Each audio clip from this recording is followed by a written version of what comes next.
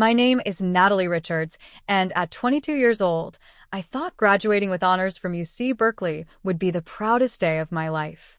Instead, it became the day my father publicly disowned me in front of everyone I knew. What he didn't expect was that I'd been carrying his darkest secret for years, and I finally had nothing left to lose by revealing it. Before I dive into the most painful day of my life, let me know where you're watching from and hit that like and subscribe button.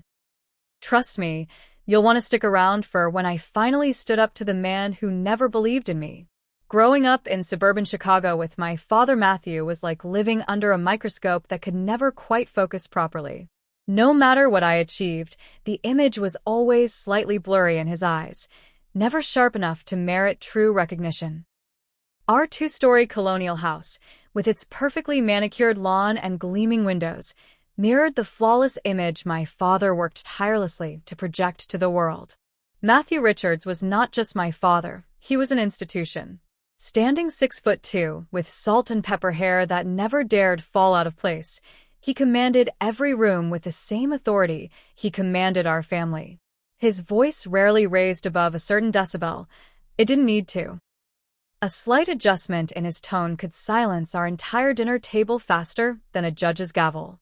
As the CFO of a respected financial firm in downtown Chicago, my father believed success had a very specific definition, one that involved Harvard Business School, his alma mater, seven-figure bonuses, and the respect of men in similar suits with similar watches and similar worldviews.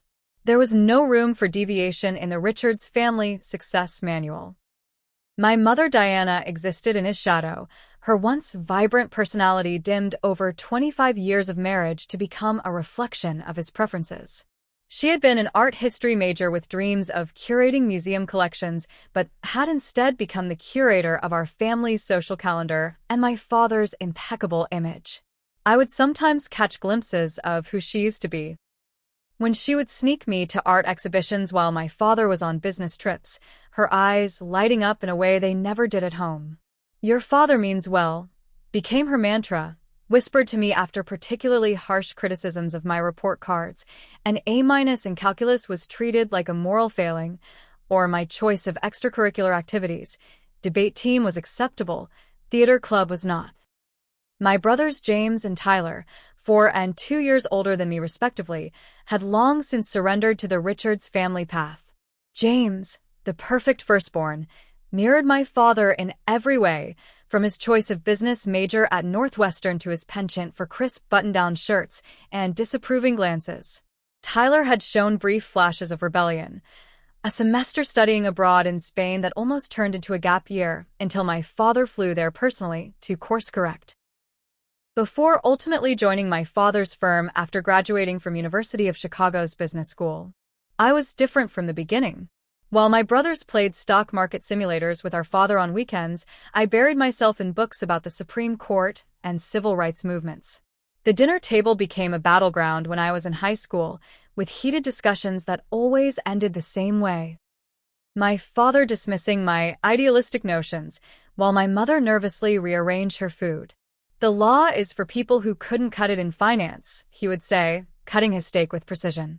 "It's reactive, not proactive. You wait for problems instead of preventing them." The irony of that statement would only become clear to me years later. My academic achievements piled up throughout high school: debate team captain, National Merit Scholar, perfect SAT scores. But they were always slightly wrong in my father's eyes. "Imagine what you could do if you applied this intelligence to something practical," he would say, transforming accomplishments into missed opportunities. The breaking point came during my senior year when college acceptance letters arrived. I had applied to business programs to appease him, but also to law tracks at several universities.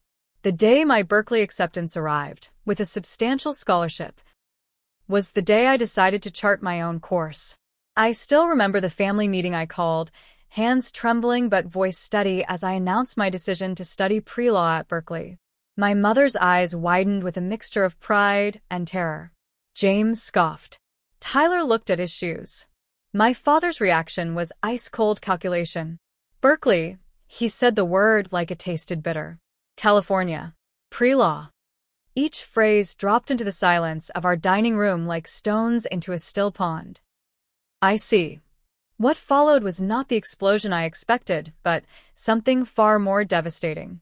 I've allocated funds for your education based on certain expectations, he said, his tone the same as when he discussed investment portfolios. Those funds were earmarked for a proper business education that would secure your future. If you choose this other path, you do so without my financial support. You're cutting me off because I want to study law instead of business? My voice sounded foreign to my own ears. I'm reallocating resources where they'll provide better returns, he corrected, as though this wasn't about his daughter, but a disappointing stock. The choice is yours, Natalie. My mother tried to intervene, her voice small. Matthew, surely we can. The decision is made, Diana. He cut her off without even looking her way. That night, my mother slipped into my room as I furiously researched student loans and additional scholarship opportunities. He'll come around, she whispered, though her eyes said otherwise. She pressed an envelope into my hands. It's not much, just what I've saved from my personal account. He doesn't know. Inside was $5,000, the first installment of my independence, and the first crack in my perception of my parents' unified front. 2 months later, I left for California with 2 suitcases, my mother's hidden financial contribution, and a determination to succeed that burned hotter than any approval my father had ever withheld. Landing in San Francisco with nothing but ambition and anxiety was both terrifying and exhilarating. The campus at Berkeley buzzed with an energy so different from the buttoned-up Chicago suburbs I'd left behind. People here debated ideas passionately, without the conversation ending in silent treatment. Professors encouraged questioning the status quo rather than preserving it. For the first time, I felt like I could breathe fully. But freedom came with a steep price tag. My scholarship covered tuition but little else. The $5,000 from my mother disappeared quickly into security deposits, textbooks, and basic necessities. While my former high school classmates posted pictures of parent-funded spring breaks, I juggled 3 jobs: morning shifts at a campus coffee shop, evening hours at the library, and weekend work as a research assistant for a law professor. My tiny shared apartment in a rundown building became my sanctuary and prison. Many nights I fell asleep at my desk, waking up with textbook page imprints on my cheek and 3 hours to prepare for my next class. My roommate Stephanie, a sociology major from Seattle, would drape blankets over me when she found me like this, leaving encouraging sticky notes on my forehead. You know, most people use beds, she joked one morning, sliding a cup of coffee toward me as I peeled a yellow post-it from my face. Revolutionary concept. Stephanie became the first member of my chosen family. Rachel joined our circle next. A fierce environmental science major who organized campus protests and taught me that passion didn't have to be quiet and contained as I'd been raised to believe. Marcus, with his computer science brilliance and unexpected love of constitutional law debates, rounded out our core group. None of them understood family pressure the way I did, but they understood something equally important: how to support someone who was figuring out who they were beyond family expectations. Blood doesn't define family, Rachel would say during our late-night study sessions when I'd receive particularly cold emails from my father inquiring about my grades with no other personal content. Actions do. Those words became my mantra through 4 years of minimal contact with my father. My mother called weekly, her voice always dropping to a whisper at some point to ask if I needed anything, though we both knew her resources were limited.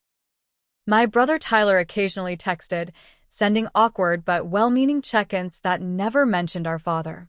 James remained my father's shadow, reaching out only on birthdays with formal messages that read like business correspondence. Professor Eleanor Williams became another pivotal figure in my college journey.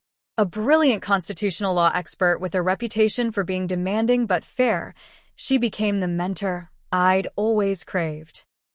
After grilling me relentlessly during a first-year seminar, she asked me to stay after class. "You argue like someone who's been defending themselves their whole life," she observed, leaning against her desk. "That's not a criticism. It's a strength if you channel it properly." Under her guidance, I developed from a student desperately trying to prove myself into a scholar confident in my own analysis.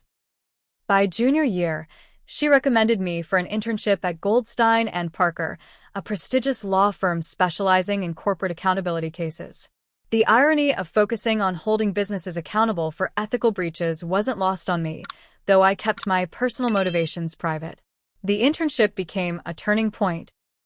Working alongside attorneys who used their business knowledge to fight corruption rather than benefit from it showed me an alternative path my father had never acknowledged. My supervisor, Laura Goldstein herself, took note of my dedication. "Richards," she said one evening as we prepared for a major case, "you have the unique ability to understand how these corporations think while still maintaining your moral compass. That's rare. We need more lawyers like you." Her words validated the path I'd chosen in a way no grade or award ever could. By senior year, I had risen to the top of my class, become president of the Pre-Law Society, and secured early acceptance to 3 top law schools, including Yale, my dream. The cost had been steep. I was perpetually exhausted, working constantly, and had watched my bank account hover near zero more times than I could count, but I was making it happen.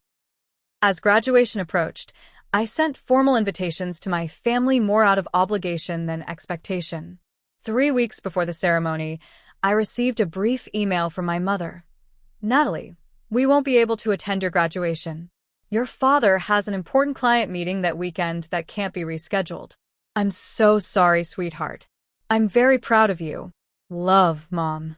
The disappointment stung, but didn't surprise me. I'd learned to manage my expectations when it came to family support. My friends rallied around me, creating elaborate plans for a celebration that would make up for my family's absence.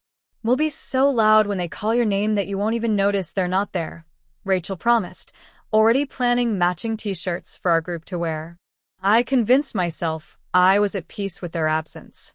Maybe it was better this way. No tension, no disapproving glances, just pure celebration with people who had actually supported me through the journey. I would graduate on my own terms, just as I had completed my education. What I didn't know was that fate had a different ceremony in store, one that would permanently alter the Richards family dynamic in ways none of us could have predicted. Graduation morning dawned with perfect Berkeley weather, sunny, with just enough breeze to keep the graduation gowns from becoming unbearable. Stephanie woke me by bouncing on my bed, already dressed in her cap and gown.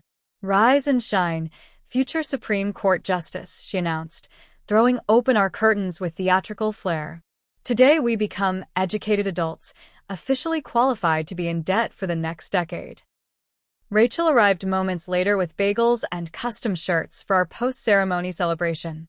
Marcus followed with his parents, who had insisted on adopting me for the day and had brought flowers and a card that made me tear up before I'd even brushed my teeth.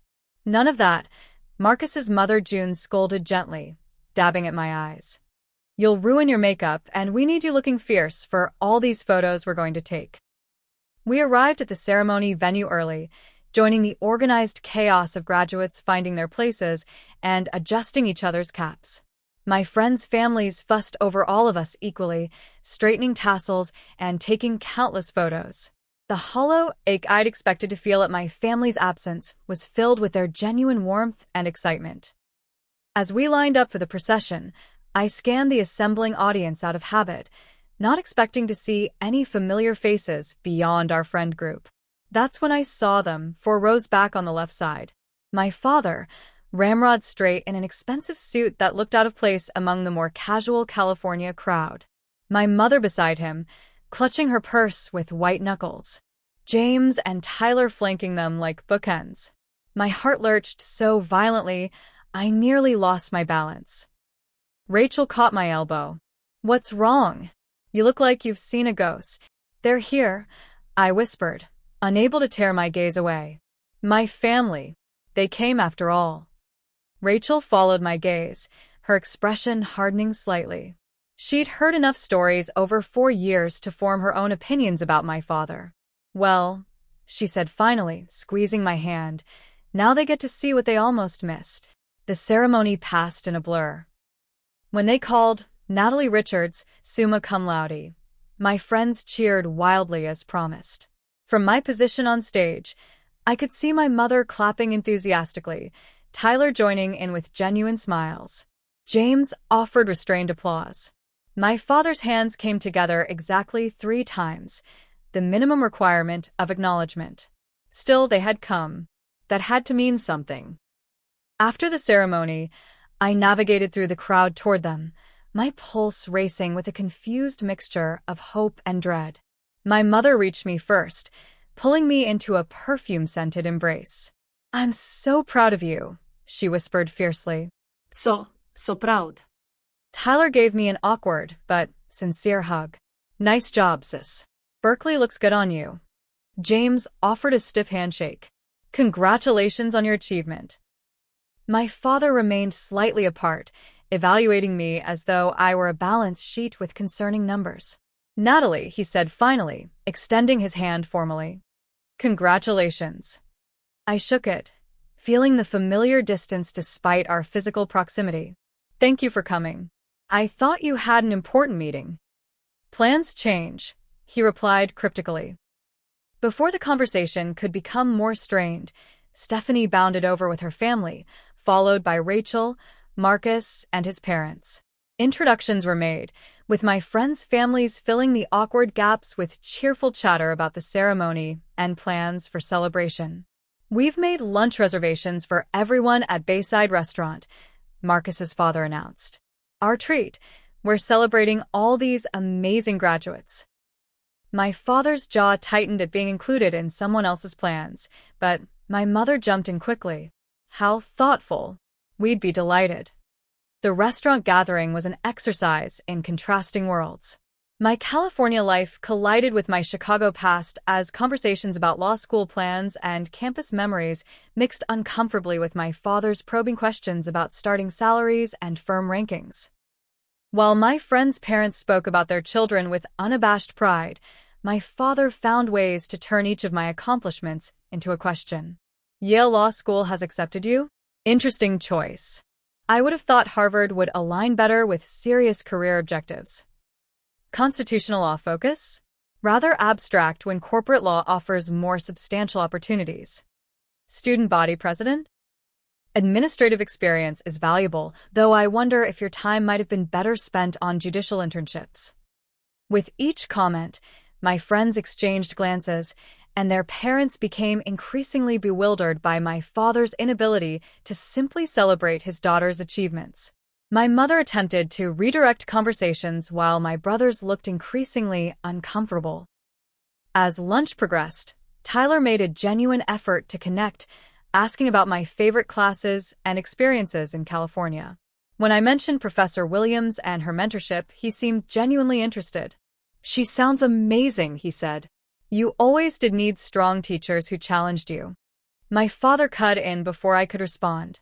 "What Natalie has always needed is practical guidance." These academic mentors fill students' heads with idealistic notions that don't translate to the real world. The table fell awkwardly silent. Marcus's mother, June, who had been nothing but warm all day, finally spoke up. "Well, from what we've seen, your daughter has a remarkable ability to translate her education into practical skills. Her work with that corporate accountability firm was quite impressive." My father's eyebrows raised slightly. "Corporate accountability? What exactly does that entail?" The tone in his voice made my stomach tighten. We were approaching dangerous territory. "We investigate corporate fraud and represent whistleblowers," I explained carefully. "The firm specializes in cases where companies have misled investors or engaged in financial misconduct." Something flickered across my father's face, so quickly I might have missed it if I hadn't spent a lifetime studying his expressions for signs of approval or disapproval. "Sounds like glorified tattling," he said dismissively. "The business world requires discretion and loyalty." "I think it requires ethics and transparency," I countered before I could stop myself. The temperature at the table seemed to drop 10 degrees. My mother's hand flew to her necklace, her nervous tell. James shifted uncomfortably, while Tyler studied his water glass with sudden fascination.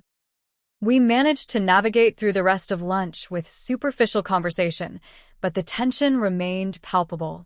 As we prepared to leave for the afternoon graduation reception on campus, my father announced he had made dinner reservations for just our family at Laurel Heights, the most expensive restaurant in Berkeley. "We need family time," he stated in a tone that brooked no argument. 7 o'clock. My friends looked concerned, but I assured them I would meet up with them afterward for our planned celebration. As we parted ways, Rachel squeezed my arm. "Text us if you need an emergency rescue," she whispered. "We can fake a crisis in 10 minutes flat." I laughed, but part of me wondered if I might need exactly that before the night was over. Laurel Heights restaurant exuded old-world luxury, all polished wood, crystal glasses, and hushed conversations. My father had reserved a table in the main dining room rather than a private space, which surprised me given his usual preference for privacy. The restaurant was filled with other graduation parties, families beaming with pride as they toasted their graduates. The contrast with our table couldn't have been more stark. My father ordered an expensive bottle of wine without consulting anyone's preferences, then spent the first 20 minutes of dinner interrogating me about my decision to accept Yale's offer over other law schools. "New Haven," he said with thinly veiled distaste. "Another 4 years away from Chicago. One might think you're deliberately choosing locations based on their distance from family." "I'm choosing based on the quality of education and career opportunities," I replied evenly, determined not to let him provoke me on what should have been a celebratory day. "Yale does have an excellent reputation," my mother offered tentatively. My father continued, as if she hadn't spoken. "And your focus on constitutional law, what exactly do you plan to do with that? Spend your career arguing theoretical points while making a public defender's salary?" Tyler attempted to deflect. "Dad, Natalie just graduated summa cum laude from Berkeley. Maybe we could just celebrate that tonight?" "I'm simply trying to understand the return on investment here," my father replied, swirling his wine with precision. 4 years of education should lead to tangible outcomes." "My education isn't a stock portfolio," I said, feeling heat rise in my cheeks despite my determination to remain calm. "Its value isn't measured only in dollars." James, ever the peacemaker when it served his interests, jumped in. "How's your roommate Stephanie handling job hunting?" "Finance, wasn't it?" "Environmental science," I corrected. "And she's already accepted a position with the Climate Research Institute." My father scoffed. "Another idealist. You certainly found your people out here." With each passing minute, the tension mounted. Nearby tables were celebrating with champagne toasts and warm speeches, while our conversation grew increasingly strained. A family at the next table had just presented their graduate with a new car key, everyone laughing and taking photos. "Now that's a practical graduation gift," my father remarked pointedly. "Useful for entering the real world." "I don't need a car in New Haven," I said. "The campus is walkable." "That wasn't my point, Natalie," he replied coldly. The waiter arrived with our entrees, providing a momentary reprieve. As we began eating, my mother made a valiant attempt to change the subject, asking about my favorite Berkeley experiences. I started describing my work with the legal aid clinic, explaining how we'd helped low-income residents with housing disputes. "We managed to prevent 3 evictions last semester by pro bono work," my father interrupted, cutting his steak with surgical precision. "Noble but ultimately unsustainable. The legal profession isn't charity work. Some of us believe in using our skills to help others, not just enrich ourselves," I replied, my patience finally beginning to fray. His knife paused mid-cut. "And what exactly are you implying about my career, Natalie?" "I'm not implying anything about your career, Dad. I'm stating facts about mine." The table fell silent. My mother looked terrified. Tyler stared at his plate while James watched our father's reaction carefully. "Your career," my father said finally, placing his silverware down with deliberate care, "hasn't even begun. Yet you speak with such certainty about your path, despite having virtually no real-world experience." "I have 4 years of internships, clinical work, and research," I countered. "Just because it's not in finance doesn't make it invalid." "4 years of playing at being a lawyer," he dismissed. "Let me tell you what I see. I see a young woman who had every advantage, every opportunity to excel in a field with proven success, and who chose instead to waste her potential on idealistic crusades. The restaurant seemed to quiet around us, or perhaps it was just the blood rushing in my ears that dampened other sounds. "Matthew," my mother whispered urgently. "Not here." He ignored her, his focus entirely on me. "Do you know what it looks like to colleagues when they ask about my daughter, and I have to explain that she's chosen to become a professional antagonist to the very business world that provided her privileges?" "I didn't have privileges," I said, my voice rising slightly despite my efforts to control it. "You cut me off, remember? I worked 3 jobs to get through college. I earned every single thing I have. With an education funded by my years of hard work building our family's reputation and resources," he countered. "My scholarship funded my education," I corrected. "My jobs paid for everything else." He laughed, a short, dismissive sound that cut deeper than any criticism. "You truly believe you did this all yourself? That the Richards name had nothing to do with your opportunities? Your naivety is exactly why you're not ready for the real world." Nearby tables had grown quieter, the diners trying to pretend they weren't listening to our increasingly heated exchange. "Dad," Tyler attempted to intervene. "Maybe we should." "No," my father cut him off sharply. "It's time for some honesty here. Natalie has chosen to reject everything this family stands for, our values, our career paths, even our geographic location. That's her choice.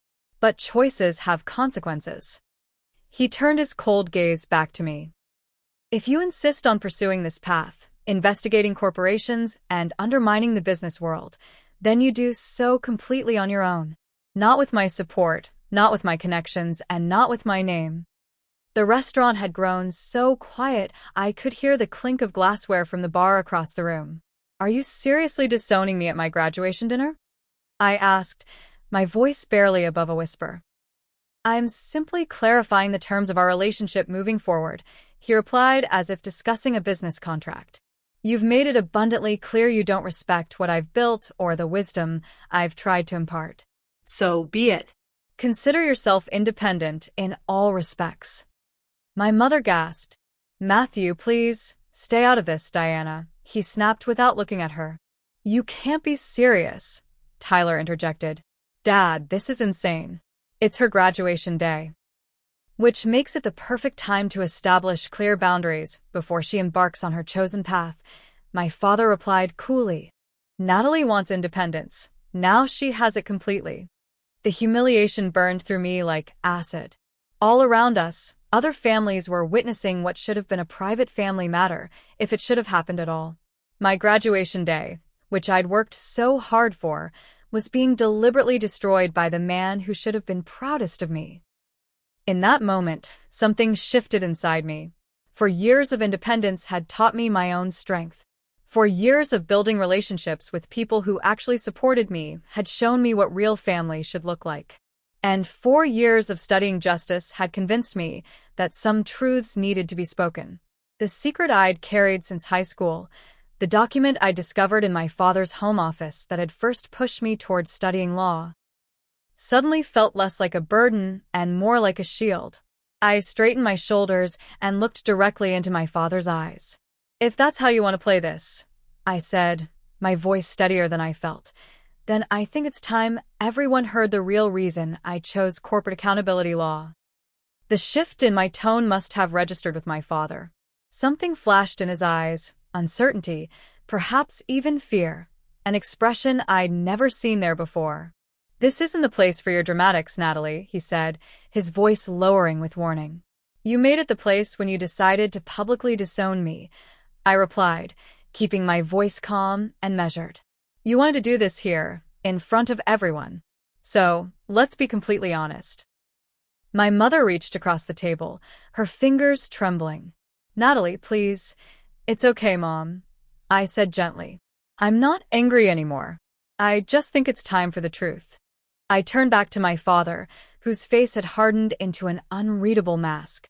Around us, other diners had abandoned all pretense of not listening, their own celebrations temporarily forgotten. "When I was 17, I began. I was looking for a stapler in your home office. You were in London on business, and Mom was at her charity luncheon. Remember how you always kept your desk so meticulously organized? Everything in its place. My father's jaw tightened, but he remained silent. I accidentally knocked over that leather file box you kept locked, except that day, it wasn't locked.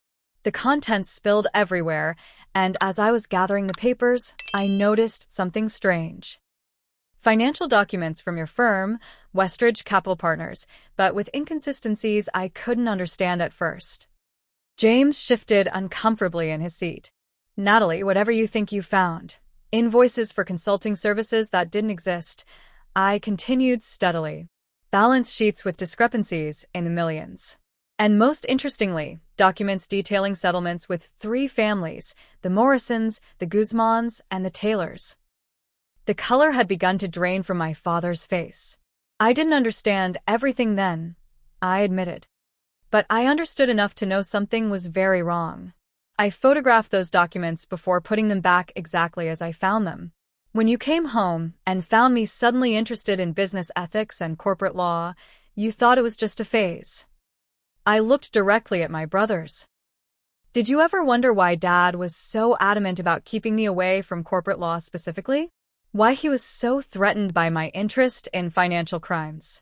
Tyler's expression showed dawning comprehension while James looked away, unable to meet my eyes.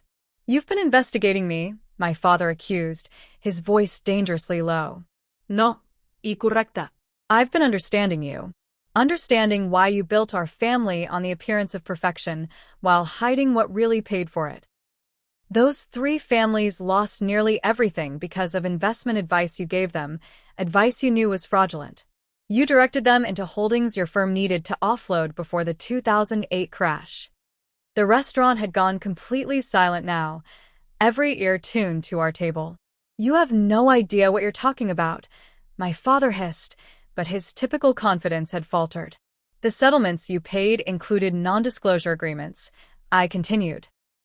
That's why none of them ever spoke publicly about how Westridge Capital Partners, how you specifically betrayed their trust. Mr. Morrison had a heart attack from the stress. The Guzman's daughter had to drop out of college. The Taylors lost their home. My mother's face had crumpled, tears streaming silently down her cheeks. Natalie, please stop. You knew, I realized, seeing her reaction. You knew all along. She couldn't meet my eyes. Those settlements, I said, turning back to my father, conveniently paid out just before James and Tyler started college.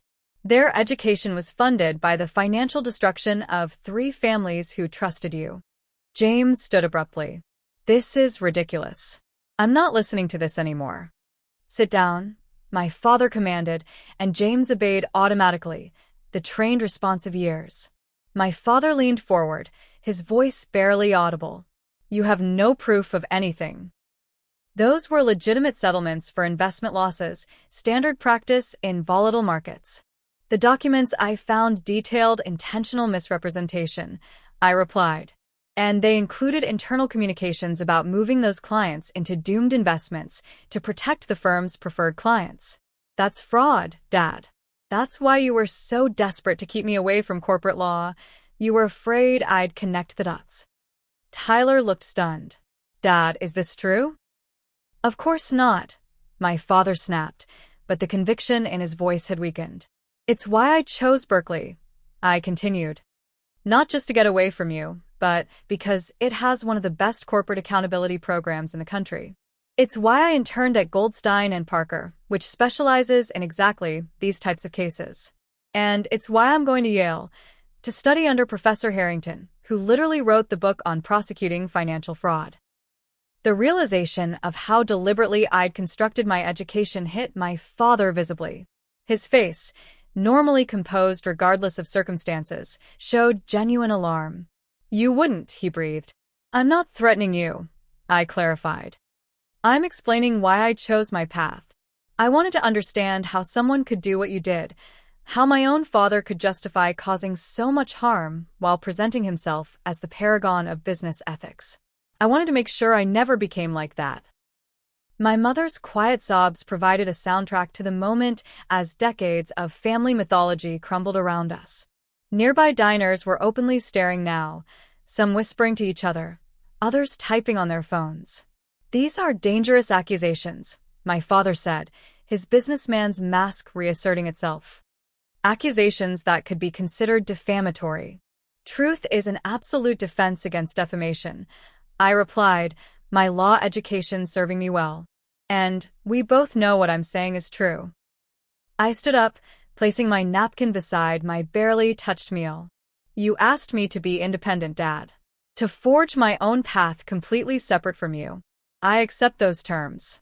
But understand this, my choice to study corporate accountability isn't rebellion. It's redemption.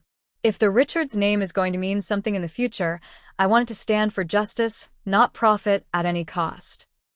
I looked at my mother and brothers. "I love you all. When you're ready to talk, really talk, about our family and move forward honestly, I'll be there. But I won't participate in the fiction anymore." With that, I walked away from the table, past the staring diners, through the restaurant's ornate doors, and into the cool Berkeley evening. My hands were shaking, but my steps were steady. Behind me, I could hear the commotion as my father demanded the check and my mother called my name. I didn't look back. For years ago, I'd left Chicago with nothing but determination and hidden pain. Tonight, I was leaving that restaurant having finally set down the heaviest burden I'd carried, the truth I'd protected not to shield my father, but to preserve what little family connection I had left. As I pulled out my phone to text my friends, I felt lighter than I had in years. The secret was out. Whatever came next, it would be built on truth, not carefully constructed illusions. My phone buzzed with texts before I'd even made it back to my apartment. Rachel, Stephanie, and Marcus had created a group chat titled Emergency Response Team and were coordinating their arrival at my place with ice cream and alcohol. I smiled despite the emotional turmoil churning inside me. This was what real support looked like. I'd barely unlocked my door when my phone rang with my mother's caller ID. I hesitated before answering. "Natalie." Her voice sounded raw from crying. "Where are you? Are you safe?" "I'm fine, Mom," I assured her, sinking onto my bed. "I'm at my apartment. Your father is—" She paused, struggling for words. "He's not in a good place right now." "I imagine not," I replied, feeling strangely calm in the aftermath of a storm. "Where are you?" "At the hotel. Your brothers are here too. Your father went for a walk to clear his head." The way she said it made me think clear his head was a euphemism for something more volatile. "Mom," I said gently, "did you know? About the settlements? About what really happened?" Her silence answered before her words did. "I knew there were problems at the firm. I knew there were settlements. Matthew said it was standard practice, that all investment firms had occasional losses they needed to address. But you suspected it was more," I pressed. A heavy sigh came through the line. There were signs. Things he said when he thought I wasn't listening. The timing of certain trips. How stressed he was during that period. Her voice dropped to a whisper. "He changed after that time. Became harder, more controlling, especially with you children." "Why didn't you say anything?" "What would you have had me say, Natalie? Accuse your father of fraud without proof? Destroy our family based on suspicions? You don't understand what it's like to balance these kinds of impossible choices." But I did understand, more than she knew. I'd been balancing my own impossible choice for years, family loyalty against my moral compass. "What happens now?" I asked. "I don't know," she admitted, and the uncertainty in her voice told me more about how dramatically things had shifted than any explanation could have. Diana Richards, who had planned every family event with military precision for 25 years, had no script for this scenario. A knock at my door signaled my friend's arrival. "Mom, I need to go. We can talk more tomorrow." "Natalie, please." Desperation edged into her voice. "Don't do anything with this information. Don't go to authorities or journalists. Give us time to figure this out as a family." The request hung between us, the familiar pattern of covering up uncomfortable truths to maintain appearances. I'm not planning to do anything right now, I said carefully. But I won't lie if directly asked, and I won't pretend it didn't happen. That's the best I can offer. She seemed to accept this compromise, at least temporarily. I love you, Natalie. Despite everything, please know that. After hanging up, I opened the door to find my friends armed with Ben and Jerry's, tequila, and concerned expressions. They filed in silently, setting up an impromptu comfort station on my small coffee table. So, Rachel said, handing me a spoon, on a scale of 1 to complete disaster, how bad was the family dinner? I laughed despite myself. Let's just say I won't be invited to any Richards family gatherings for the foreseeable future. Over ice cream and shots, I recounted the evening's events. My friends listened without interruption, their expressions cycling through shock, outrage, and pride. Holy shit, Stephanie whispered when I finished. You actually did it. You stood up to him. Marcus shook his head in amazement. I always knew you were badass, but that's next-level courage. Or next-level stupidity, I countered, the adrenaline finally wearing off enough for doubt to creep in. I just blew up my entire family in a public restaurant. No, Rachel said firmly, taking my hand. Your father blew up your family when he decided to disown you at your graduation dinner. You just refused to be the only casualty. We stayed up until 3 a.m., analyzing every moment of the confrontation, speculating about repercussions, and eventually transitioning to silly graduation memories as the alcohol softened the evening's sharp edges. When they finally left, promising to check on me in the morning, I lay awake staring at my ceiling, too wired to sleep despite my exhaustion. My phone lit up with a text at 4:23 a.m. Tyler, is it true? All of it. I typed back immediately. Yes.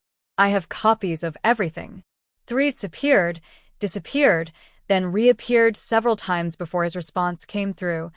I always wondered where the money for James's Harvard tuition suddenly came from. Dad said it was a bonus. I need time to process this. Take all the time you need, I replied. For what it's worth, I'm sorry about tonight. You deserved better. Congratulations on graduating. Tears pricked my eyes at this small kindness. Thank you, Ty. Morning brought a flood of messages, some from extended family who had somehow already heard versions of the restaurant confrontation, others from friends checking in.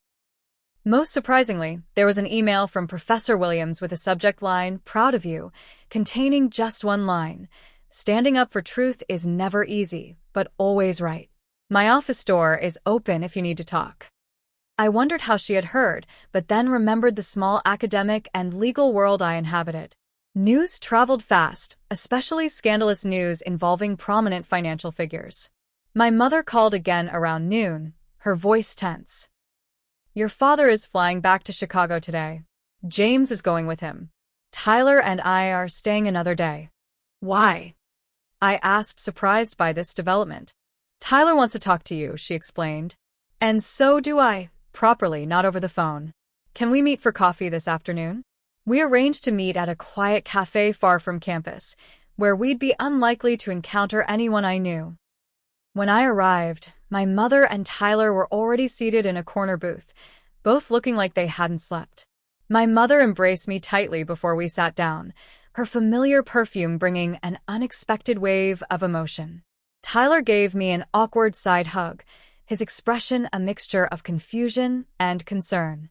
Your father is consulting with the firm's legal team, my mother began without preamble. He's concerned about potential implications of what was said last night. Is he denying it? I asked. Tyler and my mother exchanged glances. Not to us, Tyler admitted. When we got back to the hotel, he tried at first, but when I pressed him, he trailed off, shaking his head. He said I didn't understand the pressures of the financial crisis, that sometimes difficult decisions had to be made to protect the majority of clients. Classic rationalization, I noted. He's afraid you're going to go public with this, my mother said. Or take legal action. I meant what I said last night. I didn't collect that information to expose or blackmail him. I needed to understand why he was the way he was, why our family functioned the way it did. But you could, Tyler pointed out. Go public, I mean, you have the evidence. I sighed, stirring my untouched coffee. What would that accomplish now? The statute of limitations has passed on most of it. The settlements ensured the affected families can't speak out. It would destroy his career and reputation, affect the firm's other employees and clients. And for what? Justice that's a decade too late. My mother looked relieved, but Tyler seemed troubled. So, he just gets away with it? With all of it? What he did to those families, how he's treated you, last night's public humiliation. I didn't say that. I clarified. I said I'm not planning to expose him publicly or legally. But our relationship has fundamentally changed. I won't pretend it didn't happen, and I won't accept being treated the way he's treated me my entire life. My mother reached for my hand. He does love you, Natalie. In his way. His way isn't good enough anymore, I said gently but firmly. Love doesn't come with conditions or ultimatums. We talked for nearly 3 hours. My mother revealed more details about their marriage than I'd ever known. How she'd slowly surrendered pieces of herself to maintain peace, how she convinced herself that protecting our family's image was protecting us. Tyler shared his own struggles with our father's expectations and his growing disillusionment with his job at the firm. I don't even know if I want to go back, he admitted. Everything feels tainted now. As we prepared to leave, my mother hesitated. James is angry with you. He thinks you've betrayed the family. James has always been Dad's echo, I said. He needs time to find his own voice, just like we all do. She nodded sadly. We're flying back tomorrow morning. Will you be all right? I'll be better than all right, I assured her. I have good friends, exciting plans, and for the first time, I feel like I can move forward without carrying secrets that were never mine to keep. That evening, as I packed my apartment for my upcoming move, my phone exploded with notifications. An email from James, subject line, "How could you?" remained unopened. A text from a number I didn't recognize turned out to be from a journalist at the Chicago Tribune, interested in discussing allegations about Westridge Capital Partners. Emails from distant relatives expressing concern about troubling rumors. The news was spreading faster than I'd anticipated. I turned off my phone and continued packing, determined to focus on my future rather than the past that was unraveling behind me. Later that night, a gentle knock at my door revealed Stephanie, looking uncharacteristically serious. "You need to see this," she said, holding out her phone. On the screen was a business news website with the headline, "Westridge Capital Partners announces restructuring. Matthew Richards steps down as CFO, citing family priorities." The speed of the response told me everything about how seriously my father had taken the threat of exposure. He was cutting his losses, controlling the narrative before anyone else could. "Are you okay?" Stephanie asked. I considered the question carefully. "Yeah," I said finally. "I think I actually am." 3 months passed in a blur of change. I moved into a small but sunny apartment in New Haven, close enough to Yale Law School to walk, but far enough to feel separate from campus. The space was entirely mine, no roommates for the first time, funded by a combination of scholarships, loans, and a research position I'd secured with Professor Harrington before classes even began. My friends from Berkeley had helped me move, turning the process into an adventure rather than a chore. Rachel had decorated my refrigerator with ridiculous magnets, each representing an inside joke from our 4 years together. Stephanie had insisted on arranging my bookshelf by vibes rather than any recognized cataloging system. Marcus had installed security features on my laptop and phone, his way of showing care. New Haven isn't Berkeley, Rachel had warned as they prepared to leave. You'll need new friends who get your particular brand of intensity. I'm not intense, I'd protested. They'd laughed in perfect unison, the synchronicity of people who knew me too well. The apartment was quiet now, just me and my thoughts as I organized my materials for the upcoming semester. A knock at the door interrupted my concentration, unusual since I knew almost no one in New Haven yet. Through the peephole, I saw Tyler shuffling nervously in the hallway. I pulled the door open in surprise. "Surprise," he said awkwardly, holding up a plant in a ceramic pot. Housewarming gift. It's supposedly impossible to kill, which seemed appropriate for someone with your schedule. Tyler, I managed, genuinely shocked. What are you doing here? How did you find my address? Mom had it, he admitted. I should have called first, but I was afraid you might say no. I stepped aside to let him in, noting the expensive luggage by his feet. Are you staying somewhere nearby? Hotel downtown, he said, looking around my apartment with interest. This is nice. Good light. The small talk felt bizarre given everything that had happened. We stood in uncomfortable silence until both speaking at once. I left the firm. How's everyone? We both stopped, then laughed, breaking the tension. You first, I offered.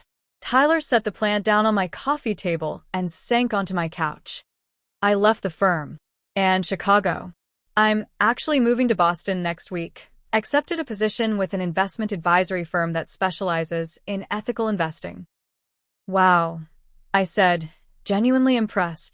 That's a big change. Yeah, well, he shrugged.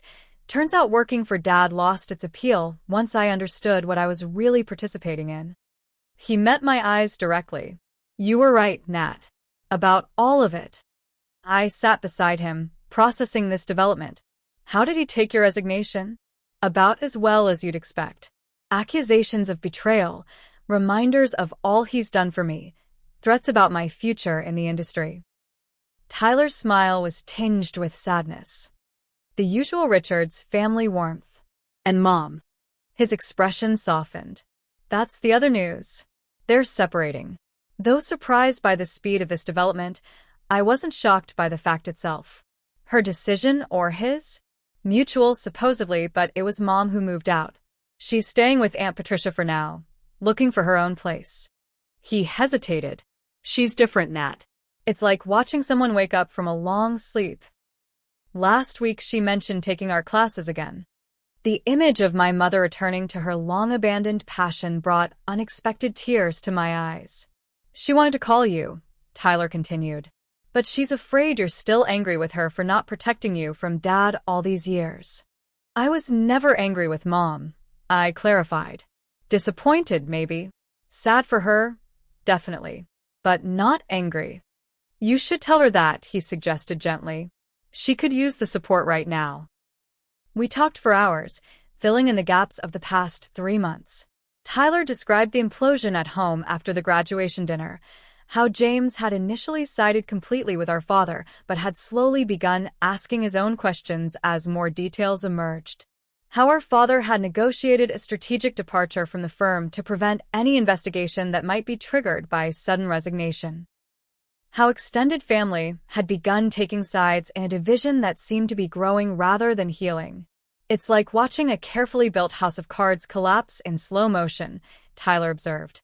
It was always going to collapse eventually, I pointed out. Houses of cards aren't meant to be permanent structures. He nodded thoughtfully. I keep thinking about those families, the ones from the settlements. I looked them up, you know. The Taylors eventually recovered financially, but Mrs. Morrison still struggles after her husband's death. The Guzman's daughter never finished college. The weight of these consequences hung between us. Collateral damage from our family's pursuit of success at any cost. That's why I chose Boston, Tyler continued. The firm I'm joining has a foundation that provides financial education and assistance to families affected by predatory investment practices. It's not atonement, exactly, but it's a start. Pride for my brother swelled unexpectedly. That sounds perfect for you, Ty. What about you? He asked. Any regrets about how everything went down? I considered the question carefully. I regret the public nature of it. That wasn't my intention. But the truth coming out? No. That needed to happen for all of us. Before leaving, Tyler handed me an envelope. From Mom. She wanted me to give this to you in person. Inside was a check for a substantial amount and a handwritten note. This is from my personal savings. Money that is truly mine to give. I should have supported you from the beginning. This doesn't make up for the past, but perhaps it can help with your future. All my love, Mom. The gesture touched me deeply, not for the financial support, but for what it represented. My mother reclaiming her autonomy, one decision at a time. As summer transitioned to fall, other pieces began falling into place. James finally called after months of silence. "I'm still processing everything," he admitted, his voice lacking its usual confidence. "But I miss my sister."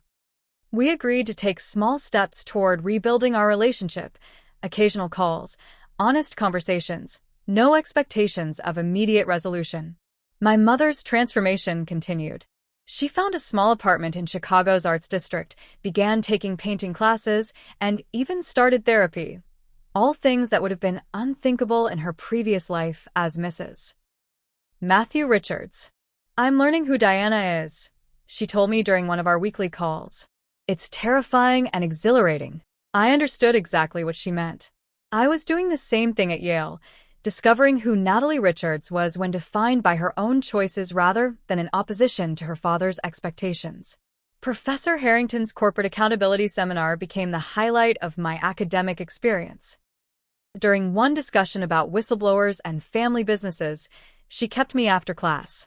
"You bring a unique perspective to these discussions," she observed. "Personal experience, perhaps?" I hesitated before acknowledging the truth.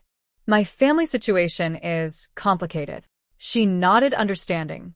The most valuable legal minds often emerge from complicated backgrounds. They understand the gray areas where others see only black and white.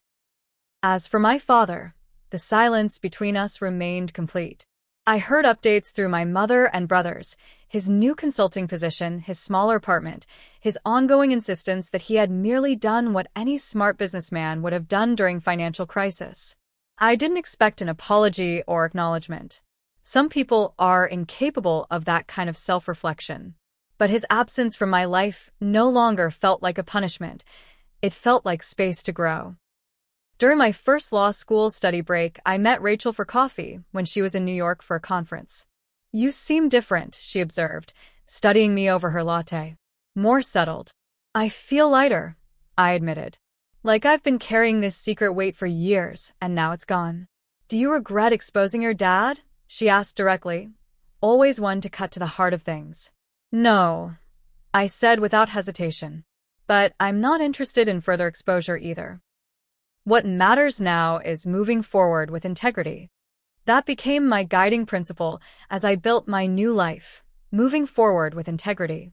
Not perfection, not the appearance of success, but genuine integrity in all my choices. Standing up to my father hadn't been about revenge. It had been about refusing to participate in a family system built on deception. The aftermath had been messy and painful, but also necessary and ultimately healing.